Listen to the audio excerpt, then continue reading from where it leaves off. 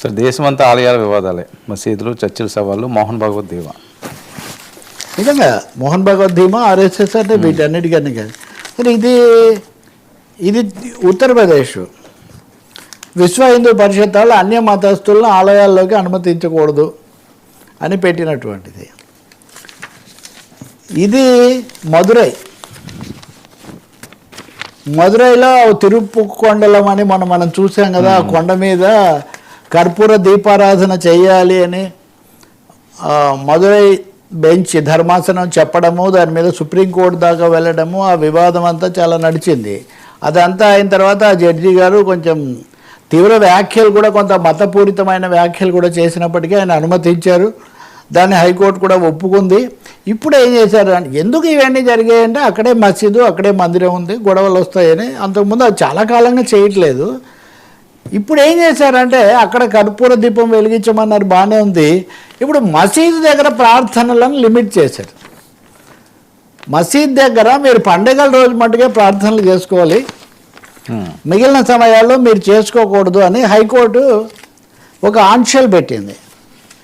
రంజాన్ రోజు, బక్రీద్ రోజు మాత్రమే మీరు ప్రార్థనలు చేసుకోవాలి, మిగిలిన రోజు చేసుకోకూడదు అని వీళ్ళ మీద. ఇప్పుడు అక్కడేమో కర్పూర దీపము వెలిగించుకోవచ్చని వాళ్ళకి అనుమతి ఇచ్చారు కదా. సో పెడితే దీని మీద ఒకరు హైకోర్టు నుంచి సుప్రీంకోర్టుకి వెళ్ళారు. హైకోర్టు తీర్పు మీద సుప్రీంకోర్టు కూడా కొట్టేసింది వీళ్ళ అభ్యర్థనను. హైకోర్టు అన్నీ ఆలోచించే ఇచ్చింది. ఇది ఆర్టికల్ 25, 25వ అధికరణం ప్రకారం ఎవరైనా మత స్వాతంత్రం ఉంది కదా, మమ్మల్ని ఎందుకు ఆపుతున్నారని వీళ్ళు వెళ్తే రీజనబుల్ రిస్ట్రిక్షన్స్ అన్నట్టుగా పెట్టినట్టుగా ఉన్నారు. కాబట్టి రిజెక్ట్స్ ప్లీ వీళ్ళ అభ్యర్థనను తోచిపుచ్చారు. ఇంకా నేను మూడవది మీకు చెప్తున్నా, కేరళలో కూడా అక్కడ ఇట్లాంటిది అన్యమత వ్యవహారమే. వీళ్ళు కొంతమంది క్రిస్టియన్ ఫాదర్స్ గుడికి వెళ్ళాలి అంటే గుడికి వెళ్ళకూడదు. ఇదిగోండి, Kerala high court dismisses plea against entry of Christian priests in Hindu temple, says rules shouldn't be used to form and disharmony. క్రైస్తవ ఫాదర్లు గుళ్ళోకి రావచ్చా రాకూడదు, ఎప్పటి నుంచో వస్తామో అని వాళ్ళు చెప్తున్నారు. లేదు రాకూడదు అని కొంతమంది చేశారు. సో కేరళ హైకోర్టు దీని మీద విచారణ జరిపి, ఇవన్నీ ఉన్నాయి, ఎందుకు పెట్టుకున్నాం అంటే సామరస్యంగా ఉండడానికి పెట్టుకున్నాం, కానీ ఒకరిని తక్కువ చేయడానికి, ఒకరిని ఎక్కువ చేయడానికి కాదు. డిజామ్ అని ఎక్కడ రాకూడదు.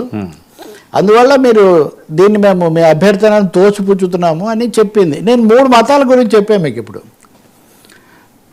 ఒకటి మసీదు, ఒకటి గుడి, ఒకటి చర్చి. ఇలాగే యాంటీ కన్వర్షన్ లాస్ కూడా సుప్రీంకోర్టులో వస్తున్నాయి. అంటే ఏదో ఒక విధంగా ఈ మతాలు, ఆలయాలు, ప్రవేశాలు, పండుగలు ఇవి చర్చనీయమవుతున్నాయి. ఇవి భిన్న మతాలతో కూడినటువంటి భారతదేశానికి ఏమాత్రం మంచిది కాదు. ఈ సమయంలో మీరు చెప్పిన మోహన్ భగవత్ గారి వ్యాఖ్యలు, మోహన్ భగవత్ గారు మొన్న మన రాష్ట్రాలతో సహా, తెలుగు రాష్ట్రాలతో సహా పర్యటించి వెళ్ళారు కదా. ఆ సమయంలో ఆయన బళ్ళగుద్ది చెప్పారు కదా, భారతదేశం హిందూ దేశమే, ఎవరు ఏం చెప్పినా బరాబర్ భారతదేశం హిందువుల దేశమే, ఇక్కడ ఏ చట్టాన్ని మార్చనక్కర్లేదు, రాజ్యాంగాన్ని మార్చనక్కర్లేదు, సహజంగా ఇది హిందూ దేశమే అని ఆయన బళ్ళగుద్ది ప్రకటించాడు. ప్రకటించడమే కాదు, కేంద్రంలో ఇప్పుడున్న ప్రభుత్వం బీజేపీ ప్రభుత్వం, బీజేపీ, విహెచ్పి, ఏబీవీ ఏవైనా సరే మా మీద ఆధారపడి ఉన్నాయి. మోదీ గారి పాలనలో అచ్చేదిన్ వచ్చాయని చెప్తుంటారు, అచ్చేదిన్ అని, అచ్చేదిన్ ఇవన్నీ. అచ్చేదిన్ అనేది మా వల్ల బీజేపీకి వచ్చాయి కానీ బీజేపీ వల్ల మాకు రాలేదని ఆయన చాలా బల్లగుద్ది చెప్తున్నాడు. అంటే బీజేపీ అయినా ఇంకొకరైనా వీళ్ళందరూ స్వయం సేవకులు మా దగ్గర పెరిగారు, మా దగ్గర పెరిగి వాళ్ళు వేరే వేరే బాధ్యతలు నిర్వహిస్తున్నారు. అవసరమైతే మేము వాళ్లకు మార్గనిర్దేశం చేస్తాం, అవసరమైతే కొన్ని విమర్శలు చేస్తాం, అవసరమైతే కొన్ని సలహాలు ఇస్తాం. పాటిస్తారా లేదా కానీ మేమైతే అవన్నీ చేస్తాం. ఎందుకంటే వాళ్ళు మంచిగా ఉండడం, బాగుండడం మా మీద ఆధారపడి ఉంది, కానీ మేము వాళ్ళ మీద ఆధారపడలేము. ఇంతకంటే సుస్పష్టంగా బీజేపీ ఆర్ఎస్ఎస్ సంబంధాన్ని గురించి ఏ ఒక్కరూ చెప్పలేరు. ఇంకా ఉన్కా అచ్చేదిన్ హమారా బర్ అన్న పద్ధతిలో ఆయన చెప్తూ ఉన్నాడు అనమాట మోహన్ భగవత్. మతాన్ని గురించి కూడా ఈ ప్రకటన చేశారు. ఇన్ని చెప్పిన తర్వాత మరి మీ సంగతి ఏంటి సార్? ఇప్పుడు మీరు ఒకటి గుర్తించండి, బీజేపీ అంటున్నామే కానీ బీజేపీ కాదు, అది ఎన్డీఏ.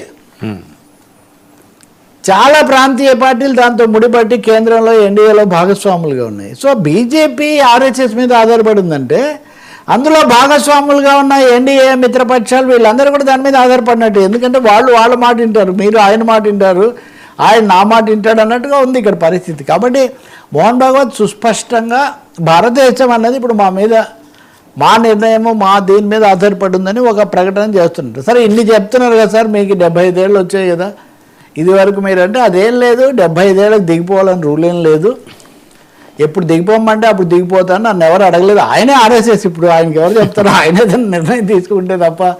కాబట్టి ఇంకోటి కూడా చెప్పాడు ఆయన, ఉన్నత కులంలో బ్రాహ్మణ్ కూడా అన్నట్టు, బ్రాహ్మణుడే ఆర్ఎస్ఎస్కి అధినేత అయి ఉండాలని ఏం లేదు, అలాగే కింది కులాల వాళ్ళు ఉదాహరణకు దళితులు లాంటి వాళ్ళు కాకూడదని కూడా ఏం లేదు, కానీ ఏది అవసరమో వాళ్ళే నిర్ణయిస్తారు అనే పద్ధతిలో ఆయన దాన్ని ముగించారు. కాబట్టి ఇది ఆర్ఎస్ఎస్ రాజ్యాంగం, రాజ్యం, రాజకీయం అన్నీ ఆయన అంత స్పష్టంగా చెప్తారు. సరే ఏంటి రాహుల్ టార్గెట్ రాహుల్ ఇప్పుడు జనరల్ ఆ నవరానే గురించి